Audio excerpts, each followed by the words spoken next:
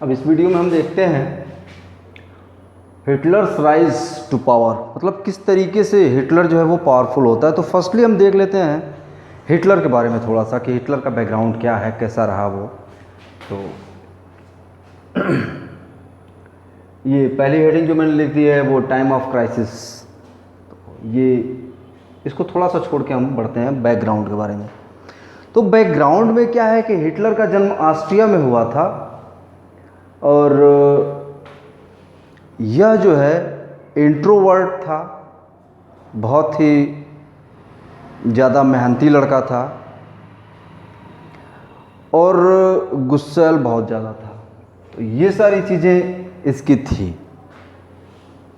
इसने अपनी शिक्षा दीक्षा की थी और गरीबी देखा था, क्योंकि बचपन में जो है परिस्थितियां जो है कुछ ऐसी नहीं थी, जैसे इसके पिताजी का जो है वो न होना और बहुत सारी जो प्रॉब्लम्स थी। तो ये सारी कंडीशंस ऐसा पैदा कर दी, मिजरेबल कंडीशंस की वो पुअर जो है कंडीशन में रहा। फिर जब फर्स्ट वर्ल्ड वार हुआ, फर्स्ट वर्ल्ड वार में यह एज अ सोल्जर जर्मनी को अपनी सेवाएं इसने दी थी और जर्मनी को अपनी सेवाएं दिया था। और बहुत सारी चीज़ें जब वो पैक्ट हो जाता है और समझौता संधि होने के बाद से आफ्टर ट्रीटी, ये गुस्से में भरा रहता है कि मतलब ऐसा कैसे हो सकता है, हम जान दे देंगे लेकिन झुकेंगे नहीं, इस तरीके का ये आदमी था। फिर 1919 में मतलब आफ्टर फर्स्ट वर्ल्ड वार ये जर्मन्स वर्कर पार्टी को ज्वाइन करता है। यही पार्टी जो है आगे चल के नाजी पार्टी के रूप में चेंज हो जाती है। इसमें हम देखते हैं कि शुरू में जो भी मतलब उनके कॉन्फ्रेंस वगैरह होते हैं वहाँ पर ये जाता है, हिटलर देखता है चीज़ों को और देख करके इसको बहुत ही कोफ्त होती है कि मतलब ये क्या कर रहे हैं, कुछ भी मतलब एग्रेसिव जो स्टेप्स होने चाहिए वो ये लोग नहीं ले रहे हैं। फिर वो धीरे धीरे करके उसमें किस तरीके से मतलब आगे बढ़ता है। हिटलर की एक बहुत ही अच्छी खासियत थी और वो ये थी कि यह लोगों को परसुएट कर लेता था, लोगों के माइंडसेट को पूरी तरीके से चेंज कर देता था। हिटलर एक बहुत ही अच्छा वक्ता था, स्पीकर था, स्पीच देने वाला था। तो ये सारी क्वालिटीज़ जो है इसको बहुत तेज़ी से उभार के ले जाते हैं, क्योंकि ऐसी पार्टी चूँकि वर्कर्स पार्टी है, बहुत सारे मतलब गरीब मजदूर वो लोग रहेंगे इसमें, तो वो चाहते हैं कि कुछ रिवोल्यूशनरी चेंज हो, लेकिन ऐसा कुछ हो नहीं पा रहा क्योंकि उनके जो लीडर्स हैं, लीडर्स में ये एबिलिटी नहीं थी। ये एबिलिटी थी हिटलर में और यही सारी चीज़ें देख करके हिटलर तेज़ी से आगे बढ़ता है। इसके बाद से आप देखोगे कि 1923 के आसपास जो है ये बवेरिया में जाता है, वहाँ पे कब्जा करने के लिए। वहाँ पे आर्मी बेसेस और बहुत सारी इस तरीके की चीज़ें थी, तो उन पे ये कब्जा करने के लिए सोचता है, क्योंकि ये चाहता है कि हम जो है जब हमारे पास एक आर्मी होगी और हमारे पास रिसोर्सेज होंगे तो हम क्या कर पाएंगे कि मतलब बहुत सारी चीज़ों को कंट्रोल कर पाएंगे। तो ये चाहता है हिटलर और हिटलर इसके लिए काम करता है। लेकिन वहाँ पर भी हिटलर जो है वो पकड़ लिए जाते हैं और हिटलर जब पकड़ लिए जाते हैं तो उसके बाद से हिटलर से ये कहा जाता है कि आप जो है मतलब मुकदमा चलता है, बहुत सारी चीज़ें। तो मैंने चूँकि एक मूवी देखी थी हिटलर की, मे बी आप लोग भी अगर चाहो तो देख सकते हो, the rise of N evil Hitler. तो ये हॉलीवुड की मूवी है और उसमें हिटलर फिर कैसे बताता है कि मतलब क्या क्या चीज़ें, और वो जो मतलब एक कमेटी बैठी रहती है जजेस की, वो उनको भी मैनिपुलेट कर देता है और उनका माइंडसेट अपने हिसाब से कर देता है। और इस तरीके से करके जो है हिटलर तेज़ी से आगे बढ़ता है। हिटलर की ये सारी चीज़ें, फिर पॉलिटिकली चूँकि एक्टिव है, जेल में रहता है, जेल से छूट के आता भाई, चूँकि इसने एक क्राइम किया था और कहता कि या आई फील गिल्टी। और उसके बाद से फिर क्राइम के बाद से जो वो जेल से छूट के आता है, चुनाव में पार्टिसिपेट करता है। पार्टिसिपेशन के बाद जो है जो इनकी जर्मन वर्कर्स पार्टी या नाजी पार्टी है उसका परफॉर्मेंस कुछ बहुत बेहतर नहीं था। लेकिन धीरे धीरे करके जब लोगों के अंदर जो भावनाएं भड़काता है ये, चूँकि भावनाएं भड़कती कहाँ से हैं, उसके लिए जो है ग्राउंड ये तैयार कर दिया, द ग्रेट डिप्रेशन। डिप्रेशन में क्या हुआ कि उनकी हालत ख़राब थी जो जर्मन्स थे, और ख़ास तौर से जो मतलब चूँकि कोई भी कंट्री है तो वहाँ के मूल निवासी इंडिजिनस पीपल ही ज़्यादा होंगे, तो जर्मन्स ज़्यादा थे और कम लोग कौन थे, जो तो ज्यूस थे, पोलिस वगैरह, तो ये लोग जो है कम थे। और इन लोगों ने कुछ ना कुछ अपना रोज़गार कुछ ऐसा किया हुआ था कि उनको ज़्यादा दिक्कतें नहीं हो पा रही थी। दिक्कतें थी लेकिन ज़्यादा नहीं थी। जर्मन्स को ज़्यादा दिक्कतें थी और इसी को इसने जो है कहा कि हमारी नौकरियां, हमारे बहुत सारी चीज़ें, सारी चीज़ों पे जो है कौन कुंडली मार के बैठा है, तो कहता है वो ज्यूस है। और इस तरीके से ये लोगों को जो है ज्यूस के खिलाफ भड़काता है। और ये शुरुआत होती है नाज़िज़्म की, कि जब रेजियल सुपरमेसी की बात होती है तो यह जो है नाज़िज़्म होता है, नाज़ीवाद होता है।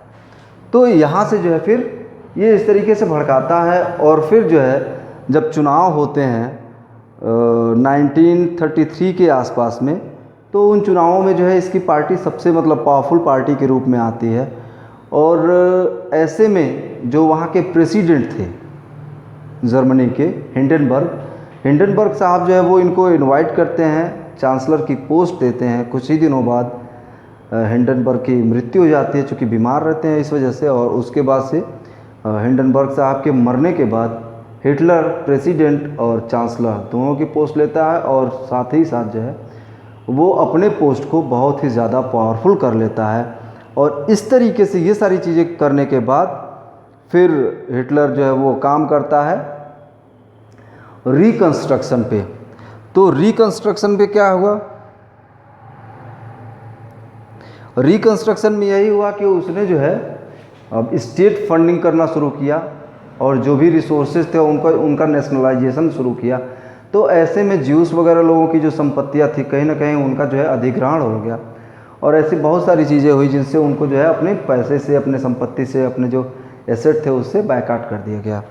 और ये सारी चीज़ें करके वो फिर से जो है वो 100% जो है वो एम्प्लॉयमेंट जनरेशन और बहुत सारी चीज़ों के लिए काम करती है उसकी गवर्नमेंट, जिसमें वो काफ़ी हद तक सफल भी रहता है। और बहुत सारी चीज़ें मतलब वार के लिए और बहुत सारी चीज़ों के लिए वो बनाता है। फिर आप देखोगे तो जैसे इस टाइम पे एक स्लोगन दिया गया था, 1 पीपल 1 एम्पायर एंड 1 लीडर। तो ये नारा किसके लिए था, ये था वहाँ के नाजी लोगों के लिए। तो एक लोग, नाजी लोग, 1 एम्पायर पूरी जर्मनी, और एक जो उनका लीडर होगा वो ऑब्वियस है हिटलर ही होगा। तो ये सारी चीज़ें रहीं। और इसके बाद से हम थोड़ा सा देख लेते हैं कि नाजी प्रोपेगेंडा। तो नाजी प्रोपेगेंडा क्या था, तो नाजी प्रोपेगेंडा में ये था कि नाजी आर्य हैं, और इस वजह से नाजी जो है वो सर्वश्रेष्ठ हैं, सबसे अच्छे हैं। हिटलर खुद कहता था कि अगर वार होगा तो हमें केवल इंडियंस ही रोक सकते हैं, क्योंकि Indians are also Arya peoples, and Hitler says it that the Germans are Aryans.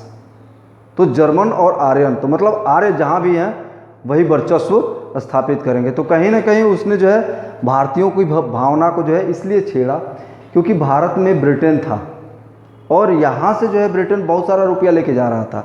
तो वो चाह रहा था कि यहाँ पर भी जो है दंगे हों, मूवमेंट्स हों ब्रिटेन के खिलाफ, साथ ही वो वहाँ पे जो है ब्रिटेन के खिलाफ एक्टिव।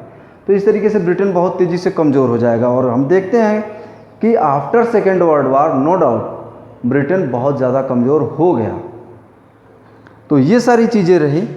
तो ये जर्मन प्रोपेगेंडा था कि किस तरीके से उसने कहा कि हम ही सर्वश्रेष्ठ हैं, और फिर उसने जो है इस सर्वश्रेष्ठता को बनाए रखने के लिए, अपनी प्योरिटी को बनाए रखने के लिए ज्यूसों की, पुलिस की और दूसरे लोगों की, और जर्मनों में भी जो डिसेबल्ड्स हैं उन लोगों की किस तरीके से हत्या करता है, और बहुत सारी चीज़ें इस तरीके का काम वो कराता है, जिससे कि उसके वहाँ जो रीजियल सुप्रीमेसी है वो बरकरार हो पाए, वो इस्टेब्लिश कर पाए। और इसके बाद से द डिस्ट्रक्शन ऑफ डेमोक्रेसी। तो डेमोक्रेसी का डिस्ट्रक्शन में हम देखते हैं कि डेमोक्रेसी में क्या होता है कि जब हम बात करते हैं डेमोक्रेसी की, तो सभी लोगों को जो है इक्वल राइट होता है, उनके जो है विचार, अभिव्यक्ति और सारी चीज़ों के। लेकिन यहाँ पे क्या है कि यहाँ पर जैसे मैंने बताया कि हिंडनबर्ग उसको जो है चांसलर की सीट प्रोवाइड करते हैं और उसके बाद से उनके मृत्यु के बाद वो जो है पूरे पावर को जो है कहीं ना कहीं एक्वायर कर लेता है और फिर जो है जो डेमोक्रेसी की जो मूल भावना है, इक्वालिटी और सबकी वॉइस को जो है प्लेस मिलना, वो सारी चीज़ों का जो है वो पूरी तरीके से हनन करता है। और इस तरीके से जो है हिटलर एक पावर के रूप में इमर्ज होता है। अब टाइम ऑफ क्राइसिस का देखें तो टाइम ऑफ क्राइसिस जो डिप्रेशन का टाइम था आफ्टर वर्ल्ड वॉर फर्स्ट और 1930 के आसपास का जो टाइम था, तो उस टाइम पे social crisis in the sense कि नाजी और दूसरे लोग, तो इनसे जो है सामाजिक कहीं ना कहीं कटुता और ये सारी चीज़ें जो हुई, तो वो सोशल क्राइसिस का time. Economic crisis, great depression का टाइम था, इकोनॉमिक कंडीशंस पूरी तरीके से कोलैप्स कर गई थी, तो ये ग्रेट डिप्रेशन जो है इकोनॉमिक क्राइसिस था। और पॉलिटिकल क्राइसिस, तो पॉलिटिकल क्राइसिस इस सेंस में कि हिटलर की जो भावनाएं थी वो जो है तेज़ी से बढ़ रही थी, कहीं ना कहीं जो है नाजीवाद वो अपने प्रभुत्व में आ रहा था और ये सारी चीज़ें जो है एक क्राइसिस का पूरा सिनारियो बना देते। तो इसको जो है हम देखते हैं वही जो है टाइम ऑफ क्राइसिस रहा था उस टाइम पे वहाँ पे, और ये पूरी जो कंडीशंस वहाँ पे बनी। और इस तरीके से इस बुरे दौर में हिटलर ने जो है जो नेशनलाइजेशन किया और जो स्टेट फंडेड प्रोग्राम्स चलाए, इनकी वजह से इमरजेंस हुआ जर्मनी का और लोगों की नज़र में जो है उसकी एक मसीहा की छवि बनी कि वो जो है हमारा उद्धारक है, हमारा उद्धार कर रहा है, किस तरीके से क्या चीज़ें जो जर्मनी के हित में है वो कर रहा है, और लोग उसके साथ जुड़ते चले जाते हैं। और जब जैसे ही लोग जुड़ते हैं वैसे ही पावरफुल हो जाता है हिटलर।